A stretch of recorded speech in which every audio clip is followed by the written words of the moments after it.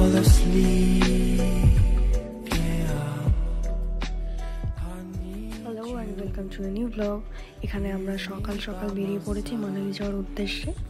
আর আমাদের first destination ছিল অমৃতসর, মানে আমরা অমৃতসর ভিয়া মানালি যাব।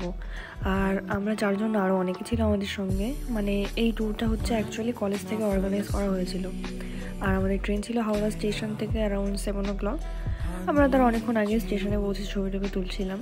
তারপর ট্রেনে উঠে আমাদেরকে চা আর সিঙ্গারা প্রোভাইড করা হয়। তাই টাইম পাসের জন্য আমরা কার্ডস খেলে টেলে, তো সবাই অনেক টায়ার্ড ছিল, তাড়াতাড়ি শুয়ে পড়েছিলাম।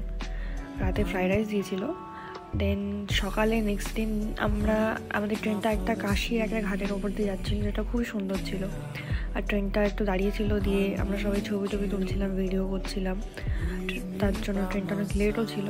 আর ফাইনালি আমরা পৌঁছে গেছি অমৃতসর। এইটা হচ্ছে আমাদের পুরো টিম, আমরা টোটাল 49 জন মতো গেছিলাম। তারপর সেখান থেকে হোটেলে পৌঁছে আমি সবার আগে রেডি হয়ে যে ছবি তুলছিলাম, তারপর ওরাও আমার পাশে চলে আসে। দিয়ে আমরা দুপুরে খাওয়া দাওয়া করে বেরিয়ে পড়ি। আমাদের ফার্স্ট ডেস্টিনেশন ছিল ওয়াঘা বর্ডার। আর এখানে একটা অনেক বড় পতাকা আছে, যারা গেছো তারা হয়তো দেখেছো। আর এর ভিতরে যে প্যারেডটা হচ্ছিল, এটা হচ্ছে বিকাল 4টের যে প্যারেডটা হয় সেটা। আর ওই পাশের যে গেটটা, ওটা হচ্ছে পাকিস্তানের গেট। আর ওই পাশে পুরো পাকিস্তান। ভেতরে অনেক ভিড় ছিল, যার জন্য আমি একটা সাইডে চলে আসি কিছু ছোট ছোট ক্লিপ নেওয়ার জন্য। আর এই যে এটা হচ্ছে পাকিস্তান। আর এই যে গেটটা তোমরা দেখতে পাচ্ছ, এটা অনেকেই বলিউডের অনেক ফিল্মে দেখেছে, আমিও দেখেছি। আর এই যে দুটো বর্ডার, এই গ্রিন কালারের পাশেরটা ছিল পাকিস্তানের বর্ডার, আর গ্রিন কালারটাও ভারতের। আর আমরা ওখান থেকে বেরোতে বেরোতে অনেকটা সন্ধ্যা হয়ে যায়।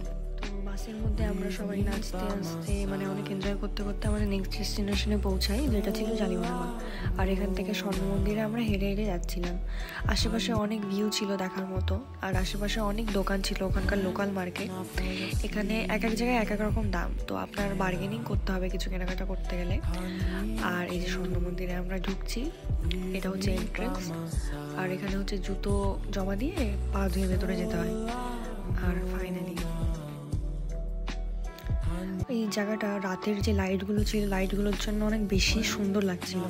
কিন্তু আমরা ভেতরে যেতে পারিনি, যেহেতু প্রচুর টাইম লাগতো। আমাদের 30 মিনিটের মধ্যে ওখান থেকে বেরোতে বলা হয়েছিল। তারপর আমরা বেরিয়ে পড়ি। তো আসার সময় একটা পাঞ্জাবি বিয়ে দেখতে পারি।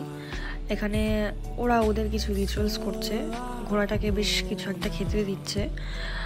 আর এই ঘোড়াটায় পেছনে আর কি বসেছিল যে বর, তার গলায় একটা অনেক বড় একটা টাকার মালা ছিল। আর এগুলো আসল টাকা সবই। তারপর আমরা হোটেলে পৌঁছাই। হোটেলে পৌঁছে আমাদের খাওয়া দাওয়া করে তাড়াতাড়ি শুতে বলা হয়েছিল, কেন কি পরের দিন নেক্সট দিন আমাদের ভোর 3টের সময় ট্রেন ছিল।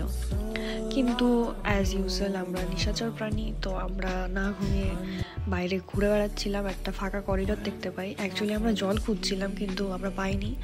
তো এখানে আমরা এই ছবি টবি তুলছিলাম, ভিডিও করছিলাম। দিয়ে নেক্সট দিন সকালে আমাদের চা দেওয়া হয় এবং আমরা রুম থেকে চেক আউট করি। All I know